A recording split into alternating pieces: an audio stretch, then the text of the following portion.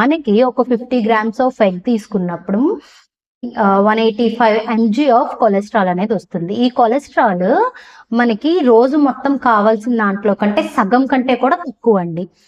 So ఎక్కువ cholesterol వచ్చేస్తుంది గుడ్డు నుంచి అని చెప్పి మనం భయపడాల్సిన అవసరం ఏమీ లేదు. ఈ గుడ్డు నుంచి వచ్చే ఫ్యాట్ కూడా మనకి హెల్దీ ఫ్యాట్. చాలా మంది చేసే తప్పు ఏంటంటే ఎగ్ తీసుకుంటారు, ఎగ్ వైట్, దాంట్లో యర్క్ అనేది అవాయిడ్ చేస్తూ ఉంటారు. సో ఈ యర్క్ లో మనకి ఏమేమి ఉన్నాయి అని మనం చూసుకున్నట్టయితే మనకి గుడ్డు పచ్చసొనలో మనకి విటమిన్ డి అనేది మన బాడీలో న్యాచురల్ గా సింథసిస్ అవ్వడానికి కావాల్సిన లక్షణాలు ఎక్కువగా ఉన్నాయి అన్నమాట. దాంతో పాటు ఈస్ట్రోజన్, ప్రొజెస్ట్రాన్, టెస్టోస్టెరాన్ అనే హార్మోన్స్ అనేవి ఎక్కువగా ఉత్పత్తి అవ్వడానికి యూజ్ అవుతుంది. అంటే మనకి ఫెర్టిలిటీకి కూడా యూజ్ అవుతుంది ఈ ఎగ్ అనేది. దాంతో పాటు మనకి పొటాషియం, సోడియం, కాల్షియం, మెగ్నీషియం ఇటువంటి మైక్రో న్యూట్రియంట్స్ కూడా మనకి ఇందులో ఎక్కువగా ఉంటాయి అన్నమాట.